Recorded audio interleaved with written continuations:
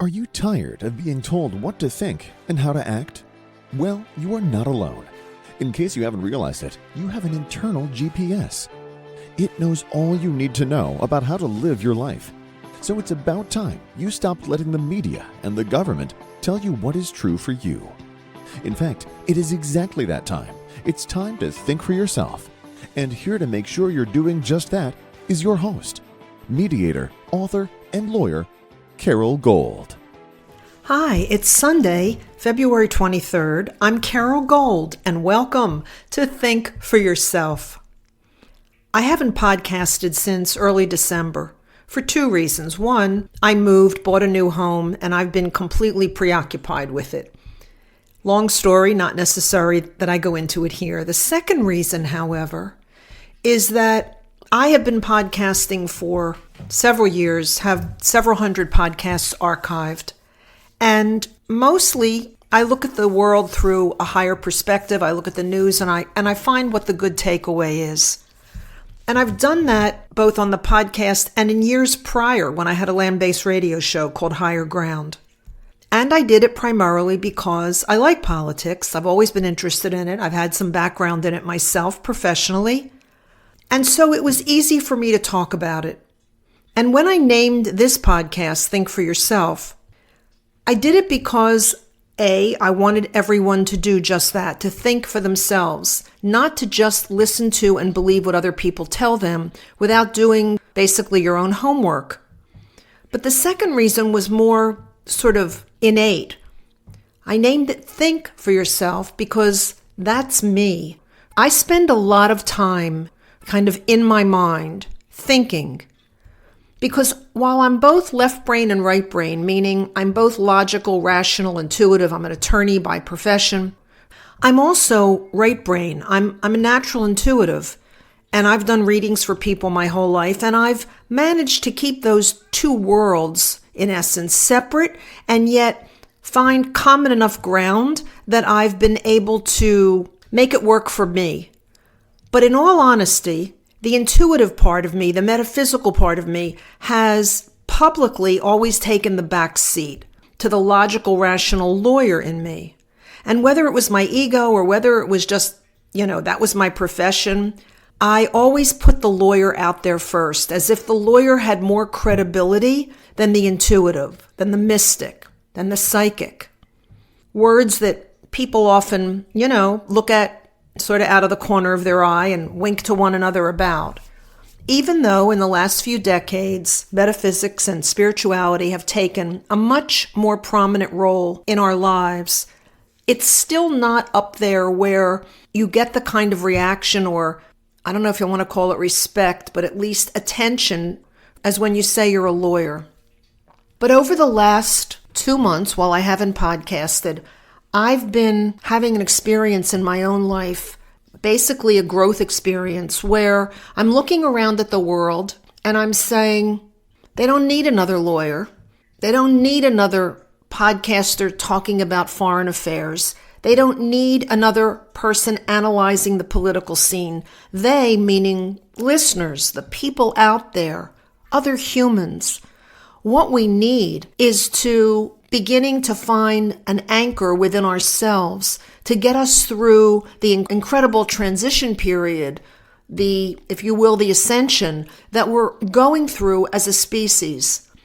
And I feel particularly qualified to talk about that world, to talk about those qualities, to talk about how you do that, how you get through change, how you self-source, how you find your own connection to something higher than yourself. And so that's what I've decided to do going forward with the podcast. 3 things have happened to me in the last, I would say, 2 months that totally solidify why this is the right approach for me and why it's the right approach for so many out there who need the message I want to share. So let me share with you the 3 things that have brought me to this moment.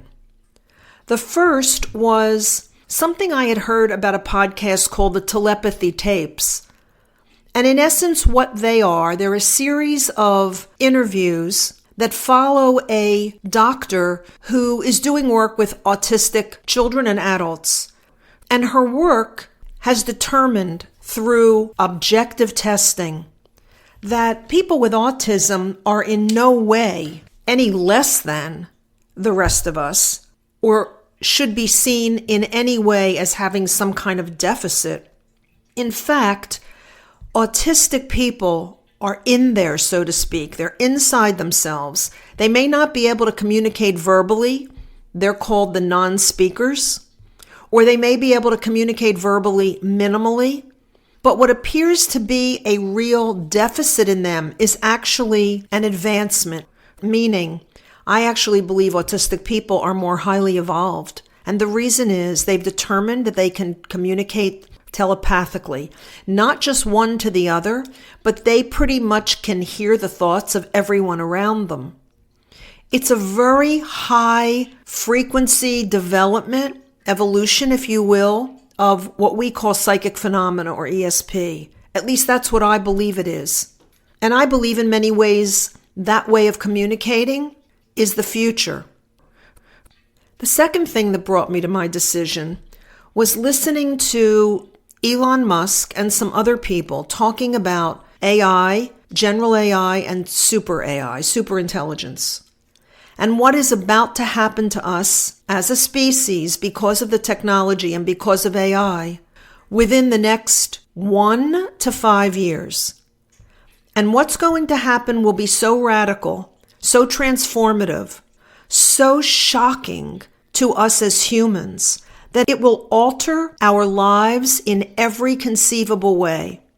And while there's always the good use of technology, there's also the downside of the technology, which is that it has a tendency to breed out of us our humanity. It makes us less human.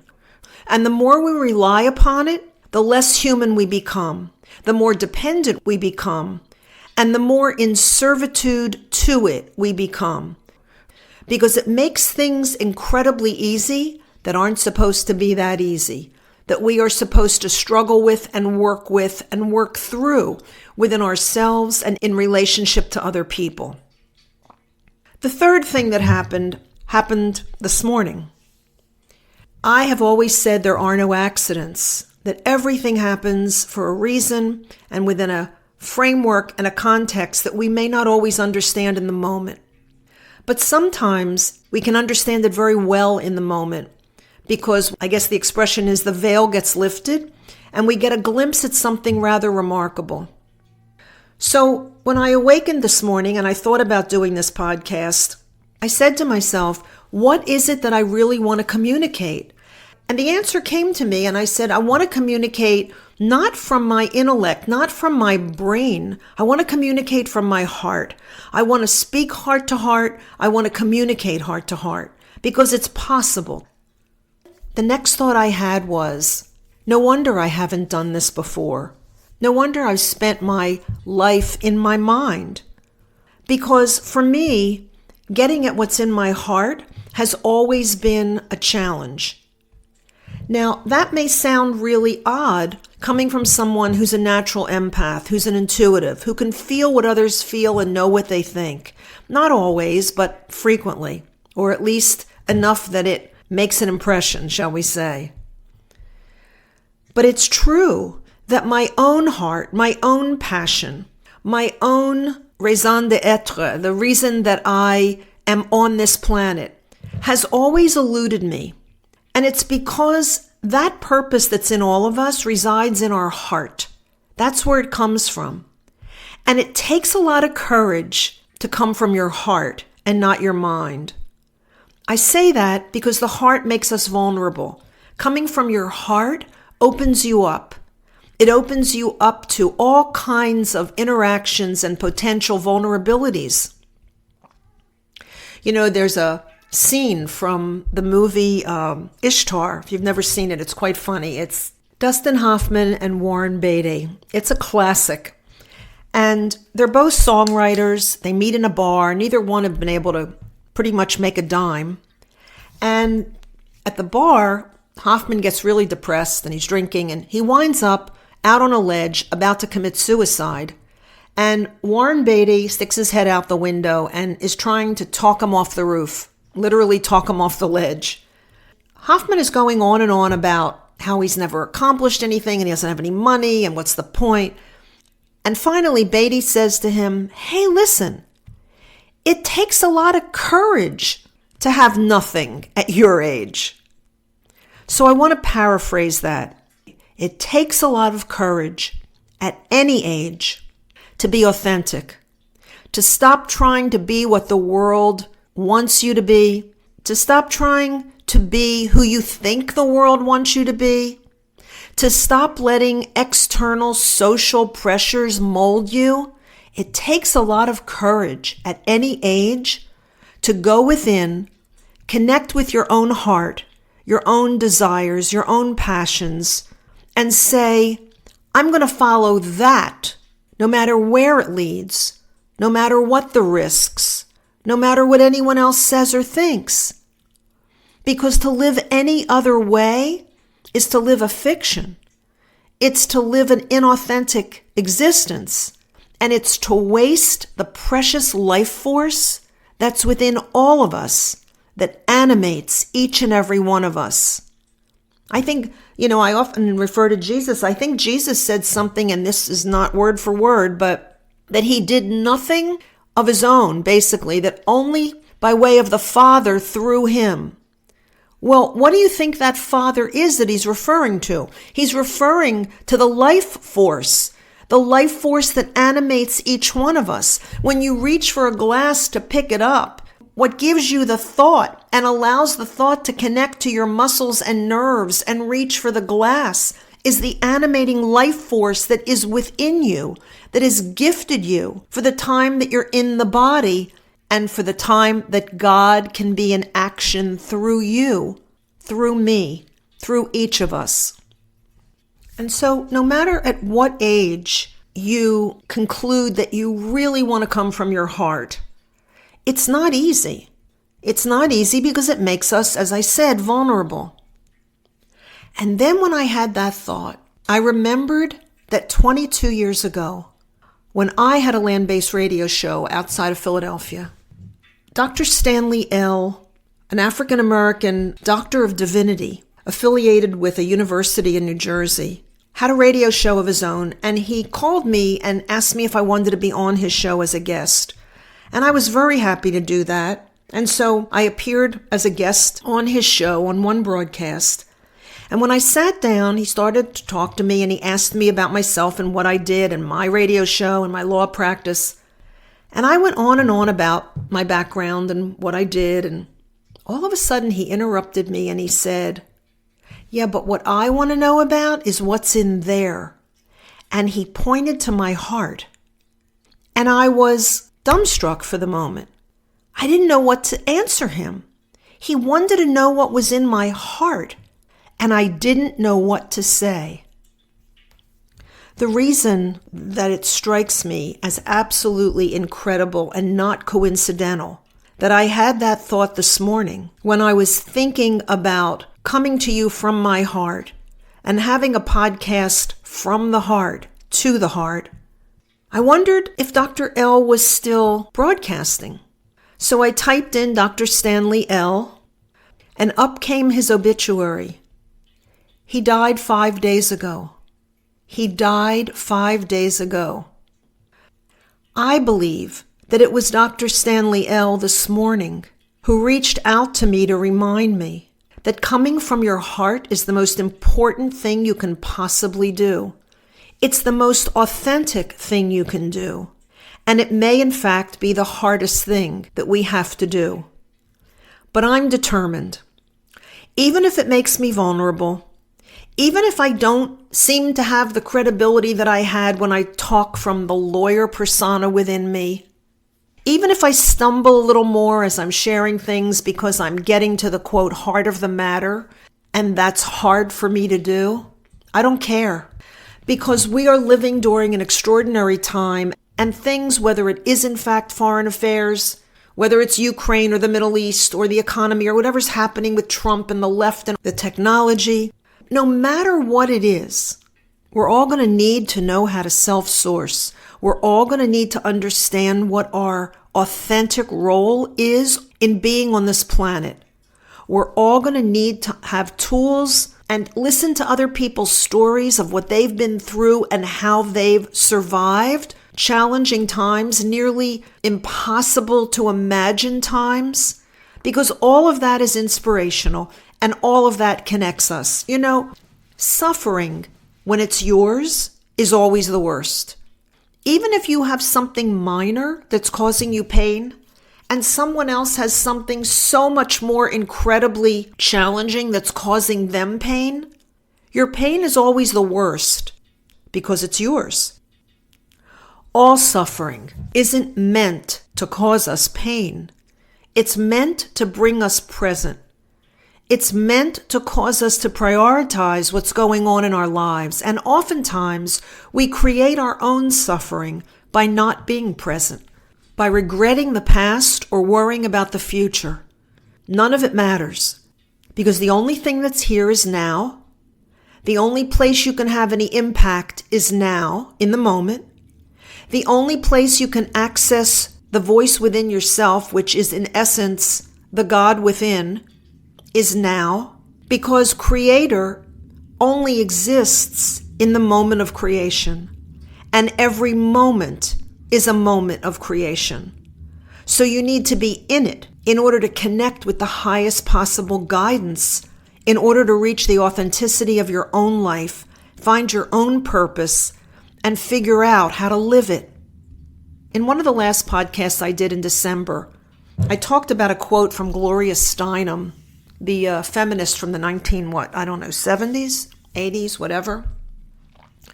And her quote was, "You are the leader you've been waiting for." And on that podcast, I talked about it in the context of Donald Trump, how everyone thinks, everyone who voted for him thinks and hopes he's the, quote, answer. But he can't be the answer to everything. What is the answer to everything in your own life is you. You are the leader you've been waiting for.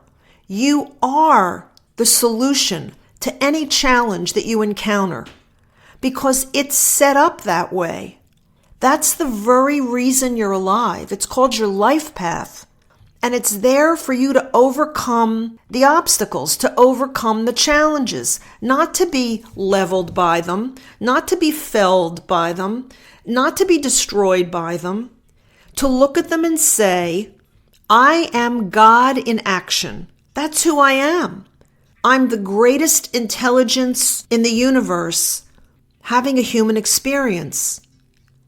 And the greatest intelligence in the universe can certainly handle anything that it encounters, because it is everything that it encounters. I wrote a book. I rarely ever talk about it on my podcast. At least that was my history. It's not going to be what I'm going to do going forward. The book is called The Questions God Will Ask, Prepping for the Final Exam. It's on Amazon. And I'm going to spend a fair amount of time in future podcasts going through the principles that are in that book, because they are, in actuality, tools that you can use every single day to get at that authenticity within yourself, to know if you're on the right path, to know if you're performing at your highest good. I didn't do much about the book in the past. I think I didn't promote it much because I kind of felt like it was from that, metaphysical, mystical side of me. And who was I to write something like that? And how important could those thoughts and tools be anyway? I don't see it that way now. I suddenly realized that I was gifted what's in that book. And I want to gift it more. I want to talk about it. I want to explore it. I want to expand upon it. I want to share with you the experiences and stories that have happened to me in my life that caused me to be able to write and know with certainty the truth of what's in that book. So there it is, or here it is. The podcast going forward, Think for Yourself, will still be called Think for Yourself. And it's still something that I want everyone to do. But maybe it should have a subtitle. Think for yourself, but first access your heart. That's what I'm going to do. That's what I'm going to share. And that's why I hope you'll return to hear more about not only the questions God will ask, but also so that you can come to a place where you feel connected, supported, understood, and encouraged to handle everything and anything that comes up in your own life, and to see the synchronicity and the beauty and the magic of it all. Thanks for listening. I'm Carole Gold. I'll be back here again next Sunday, and until I am, by all means, think for yourself. Carole thanks you for spending your valuable time with her. It is her mission to empower you to remember how smart and capable you are. Be sure to check out Carole's website, carolegold.com. That's Carole with an E, gold.com. Please leave a review and subscribe here so you'll be alerted to Carole's next podcast. Until then, above all else, remember, it's time to think for yourself.